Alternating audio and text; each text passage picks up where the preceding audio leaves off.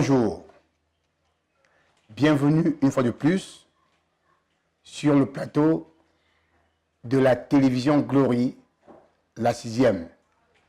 La télé qui révèle des étoiles, la télé qui fait de vous une étoile.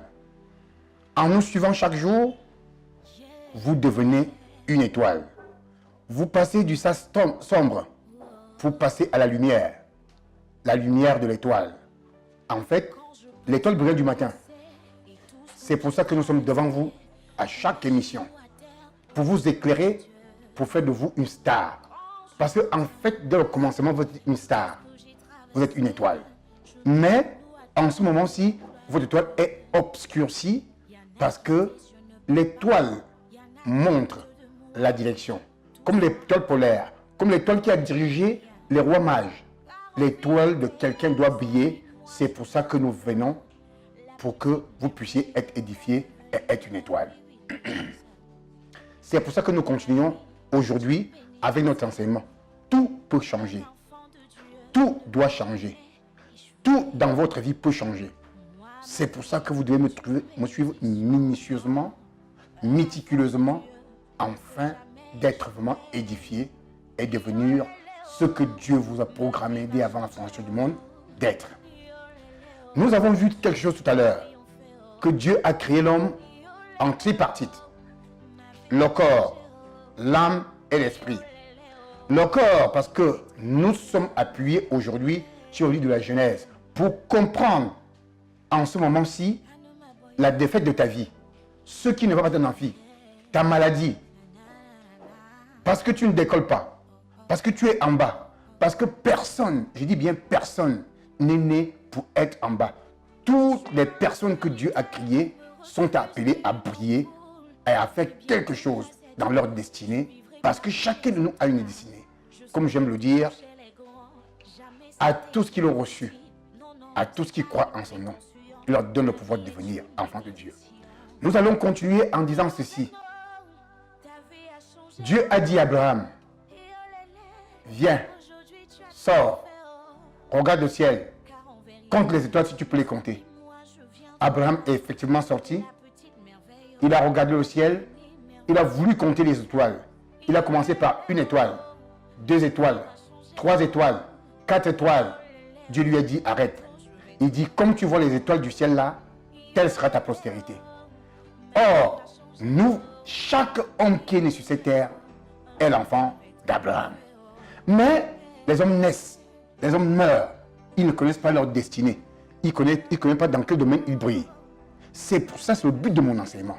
De vous conduire à briller véritablement dans ce monde. Si vous ne brillez pas dans ce monde, ne croyez pas que dans le monde à venir, quand vous n'allez plus vivre dans cette vie, vous allez briller. Non.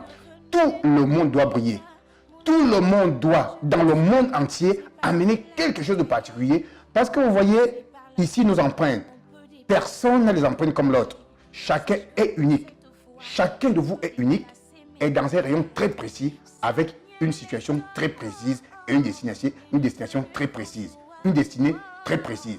C'est ce que je donne dans ces enseignements et pour vous révéler qui vous êtes, révéler votre étoile, faire briller votre étoile pour que vous ne puissiez plus jamais devenir dans votre vie quelqu'un qu'on ne connaît pas, mais quelqu'un qui brille parce que Dieu vous a appelé pour briller.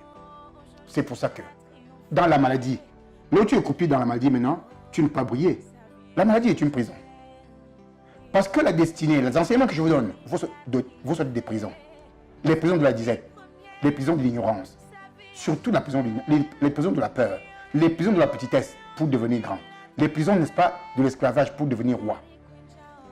Oui, effectivement, suivez exactement. Ne manquez pas aucune de ces émissions, vous serez véritablement édifiés. Nous continuons maintenant, aujourd'hui, avec quelle était la conséquence, voilà le titre du message, conséquence de la sémence d'Adam et Ève que nous avons eue. C'est ce que tu as là. D'où vient-elle? Comment cela s'est passé? Alors voici. L'homme, Dieu l'a créé en 3 parties, comme je vais le dire précédemment. Ces 3 parties sont très importantes. Le corps.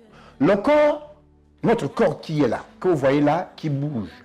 Quand Adam et Ève ont péché, recevant la sémence de l'adversaire, la sémence de celui qui est venu détruire le monde, la sémence là est venue chez Ève et Ève a communiqué à Adam et tous les enfants qui sont nés, nous avons vu que Caïn a tué Abel et maintenant Adam a encore connu sa femme, il a fait Seth. Donc Seth est né pas comme son père était avant. Parce que Dieu a créé Adam dès le commencement avec 3 parties, comme je viens de le dire. Le corps. Quand Adam a péché, le corps a été affecté. Tout de suite, la première des choses qui a été affectée, c'est le corps. C'était un autre être. Il ne pouvait plus dominer sur toute la terre. Il ne pouvait plus dominer sur quoi que ce soit. Il ne pouvait même pas dominer sur son propre corps. Le corps a été affecté. La mort est entrée dans le corps. Tout de suite, les êtres humains pouvaient mourir.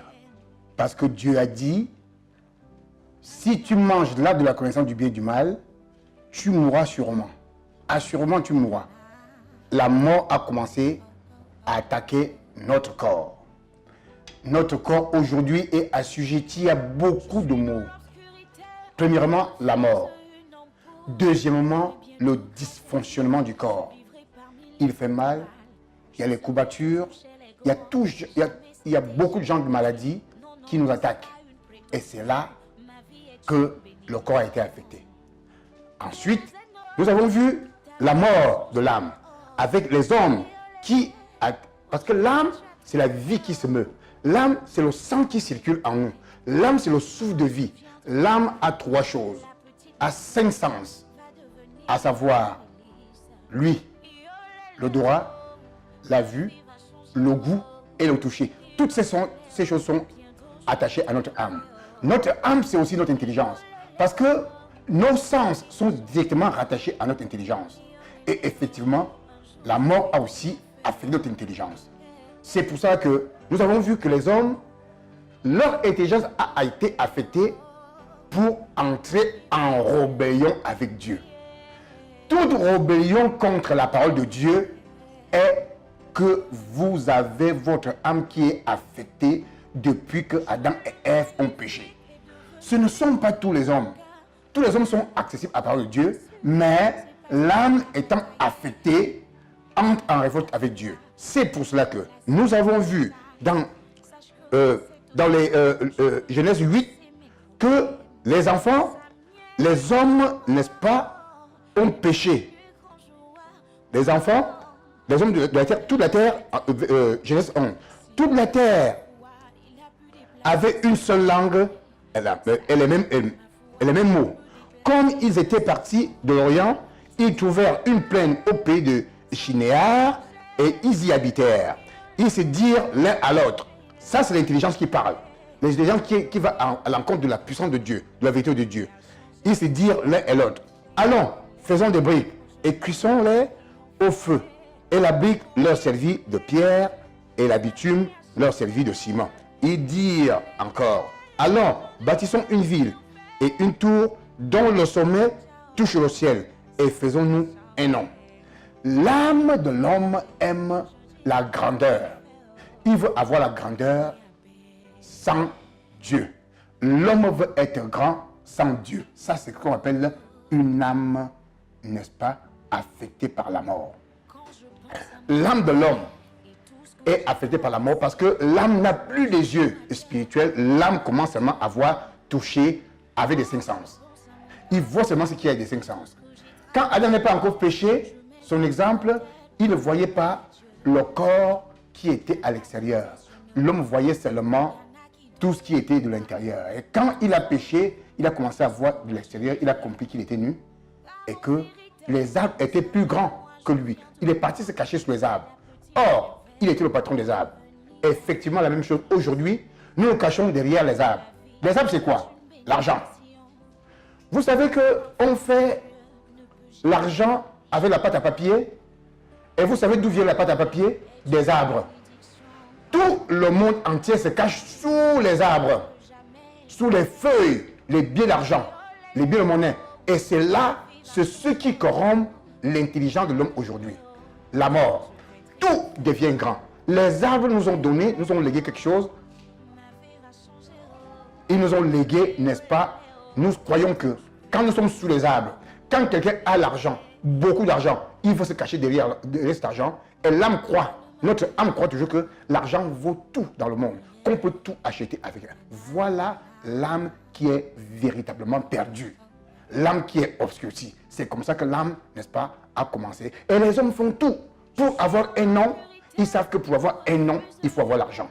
Et l'âme corrompue va seulement aller vers des richesses matérielles. Il ne va pas comprendre véritablement la richesse de la parole, la richesse spirituelle qui est quelque chose. Une âme corrompue, et c'est là, nous héritons cela du jardin d'Éden. Et ensuite, l'âme corrompue a toujours peur. Peur de ne pas réussir, peur de faire mal, peur de mourir, peur de ne pas se marier, peur de parler mal. La peur a envahi les hommes parce que c'est l'âme du péché qui a été corrompue qui va, n'est-ce pas, vers la peur. On a toujours peur. Même les enfants, les nouveau-nés, comme je le disais dans une édition précédente, ils ont toujours peur. Faites un bruit. Un enfant nouveau-né qui vient de naître, il va sursauter. Parce que l'âme, il a hérité de la peur de l'âme. Voilà l'âme corrompue. La troisième des choses. Et ça, c'est la véritable chose maintenant. Quand l'homme a péché, au jardin d'Éden, a été d'Adam et Ève de sa semence, l'homme a eu quelque chose, son esprit était affecté. L'esprit de Dieu qui était en lui, qui faisait de lui le dominateur, celui qui devait tout faire dans le monde, parce que Dieu l'a créé à son image, l'homme a perdu l'image de Dieu qu'il avait en lui. Du coup, il ne pouvait plus dominer. Tout de suite, toutes choses sont rentrées en rébellion avec lui. Parce que l'esprit de Dieu, que Dieu a dit, créons l'homme à notre image, qui était en lui, cet esprit n'était plus là. Maintenant, l'homme avait que deux parties. Trois parties, effectivement. Le corps, l'âme et l'esprit. Ici, ce n'est plus l'esprit de Dieu, c'est devenu l'esprit du péché, l'esprit du mensonge, l'esprit de la peur, l'esprit de l'inquiétude, l'esprit d'errance.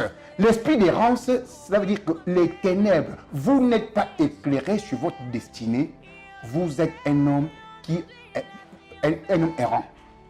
C'est pour ça que je vous dis que c'est ce que nous allons développer. Qu'est-ce que c'est l'esprit? L'esprit, voyez-vous, n'est pas l'âme. L'esprit n'est pas le corps. L'esprit est votre véritable personne. Ce que vous l'êtes d'abord en esprit. Si vous trouvez que votre esprit, qui est dans les ténèbres, va commencer à vous dire que vous êtes petit, vous ne pouvez pas faire ceci, vous ne pouvez pas faire cela. Surtout dans nos pays, quand on te parle dans ton intelligence, on te cultive avec des choses dans ton intelligence finalement, n'est-ce pas, rumine toutes ces choses et envoie ça dans ton esprit. On va commencer à dire, je donne un exemple pour nous Africains. Les hommes, on est venu nous coloniser, on nous a montré qu'on était petits, les enfants ont pris, comme je suis en train de parler en ce moment parce que je parle avec une langue étrangère qui n'est pas la langue de chez moi, pour que je puisse communiquer avec tout le monde, on nous a montré que nous sommes petits, que les Africains sont petits et que nous, on doit travailler pour eux, les Européens. Aucun Africain n'est petit. On a pris ça dans notre intelligence qui était une intelligence obscurcie et cela a envoyé ça dans notre esprit. Dans notre esprit, on croit toujours être petit. C'est notre esprit qui nous dit, tu ne peux pas. Notre esprit qui dit que tu ne peux pas être premier. Parce que, en fait, écoutez-moi très bien, et c'est là que j'entre dans un autre pan de voile. La religion, oui, la religion nous a amené des choses extraordinaires.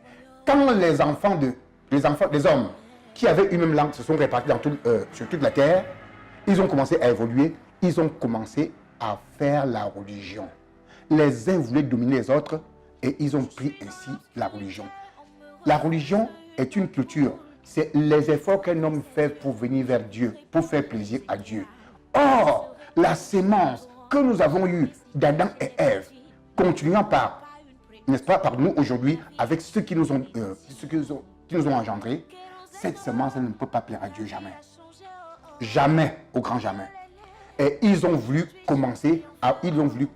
connaître Dieu d'une manière particulière, en forçant, n'est-ce pas, les choses dans leur intelligence. L'intelligence de l'homme ne peut pas connaître Dieu. Non. l'intelligence d'un homme ne peut connaître Dieu. Notre Dieu est un Dieu qu'on ne peut pas connaître d'une manière intelligente. Notre âme ne peut pas connaître Dieu. Il n'y a que notre esprit seul qui peut connaître Dieu. Et quand notre esprit, à partir d'Adam et Ève, a été détaché de la communion avec Dieu, c'est ce qu'on appelle la mort. Ici, la mort spirituelle. La mort spirituelle, c'est quoi? La mort spirituelle est plus grave que toutes les autres morts. La mort spirituelle est le détachement avec Dieu.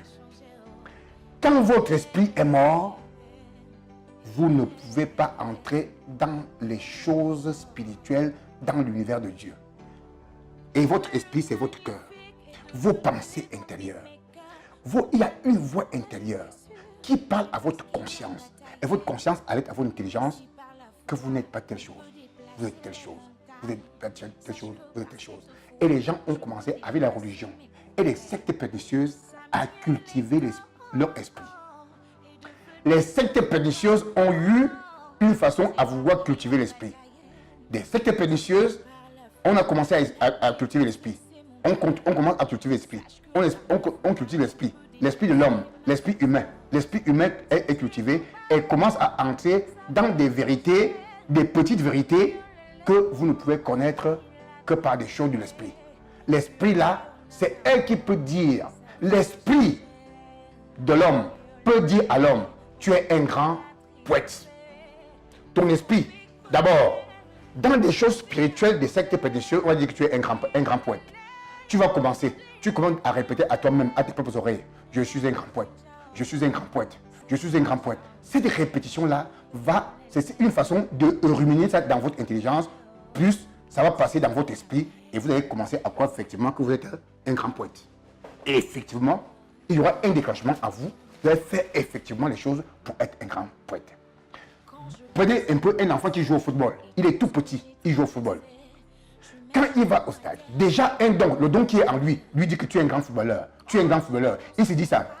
Et l'intelligence et l'esprit apprennent des choses aux gens rapidement. Quand tu es un footballeur, ton esprit va te dire, dribble à gauche, dribble à droite, vote là-bas, regarde ici, là. Parce que l'esprit enseigne.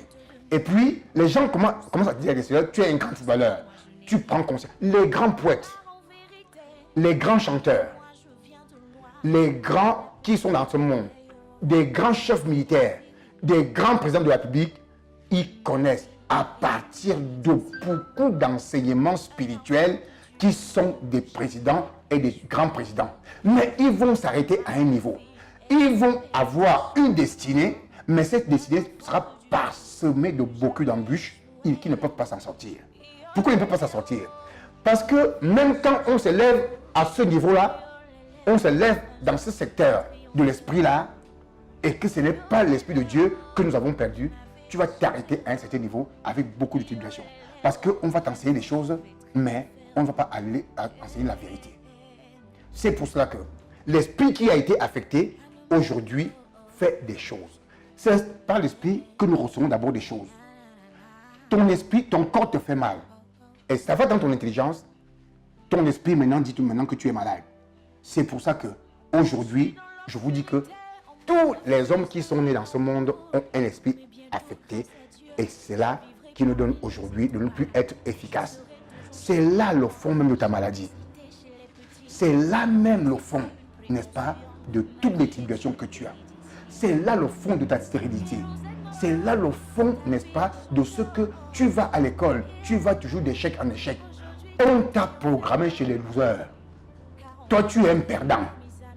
Quand tu es un perdant comme ça là, c'est que ton esprit est affecté, ton âme est affectée. Bientôt, il arrive même des moments que tu dis que je dois me suicider. C'est pour cela que, vous voyez, les hommes sont tellement affectés qu'ils vont partir jusqu'à vouloir se droguer. Ils se droguent, ils se lèvent avec, ils doivent avec ces soucis-là. Ils se lèvent, dès que la drogue finit, ils reprennent avec les mêmes soucis et ils commencent encore à se droguer. Les gens se détruisent parce qu'ils n'ont pas de voix pour que ça puisse changer. Ces émissions vous donnent la capacité et la possibilité de jouir de votre vie. Parce que la vie à laquelle je vous appelle, la vie que je vous montre là, elle est sucrée. Cette vie de Adam et Ève ne peut être sucrée comme la vie que je vous montre ici là. Ce que je vais vous donner ici comme enseignement vont faire que votre vie soit sucrée, qu'elle soit succulente. Parce qu'en fait, même la vie que je veux montrer là, celle qui ne va plus être affectée. Alors, comment est-ce que nous allons faire pour que notre vie ne soit pas, notre corps ne soit plus affecté? Comment nous allons faire pour que notre âme ne soit plus affectée? Que notre esprit ne soit plus affecté? Qu'est-ce qu'on appelle même l'esprit ici? Comment l'esprit agit? Qu'est-ce que peut faire l'esprit? Comment est-ce que nous allons faire pour que les sorciers ne nous touchent plus? Qu'est-ce que nous allons faire pour que tout change? Parce que en fait, le titre de notre émission s'appelle « Tout doit véritablement changer ». Si je vous ai montré ces choses jusqu'à présent, jusqu'à cet enseignement, c'est pour vous dire que il y a des choses que tu ne connais pas. Je te transmets des informations que tu ne connaissais pas. Que d'abord, dans un français bref et tout court, tu es le fils du diable que tu as hérité à partir d'Adam et Ève. Adam et Ève ont hérité de tout ce péché et ce péché est parti d'homme en homme jusqu'à aujourd'hui. C'est pour ça que tu peux te retrouver dans ces situations que tu trouves. Je ne connais pas ta situation, mais tu la connais. Et tu sais que tu es capable de partir de cette situation. Le but de mon enseignement, c'est de te montrer la capacité. D'abord, te montrer que si tu as cette situation, voici la cause. La cause est le péché que nous avons eu chez Adam et Ève. Je vous dis, tout peut changer dans votre vie. Venez et suivez ces enseignements. Vous comprendrez que tout est possible à celui qui croit. Tout est possible à chaque homme. Je vous donne ce que je vous dis là. Je vous dis une expérience personnelle. Rejeté, malmené, chosifié. Aujourd'hui, j'ai été en haut, demain en bas. 3 ans, je suis comme ça. 2 ans, je suis comme ça. Vous savez, je suis parti de rien en suivant ce que je veux. Ici, je ne vous parle pas de la parole de Dieu qui est dans le livre qu'on ne peut pas expérimenter. Je vous dis quelque chose que vous pouvez expérimenter pour que vous puissiez passer de petit à grand, d'esclave à roi, de malade à guéri, de sortir de vos prisons, de vous donner une année de grâce. Parce que cela est possible. Cela est possible. Et cette série d'enseignements vous conduit dans cela. Alors, continuez. L'émission prochaine, toujours sur ce plateau de Glory TV, continuez à nous regarder, à nous écouter. Comme ça, vous serez aussi comme nous autres. Parce que tout doit changer dans votre vie. Que Dieu vous bénisse au nom de Jésus. À très bientôt.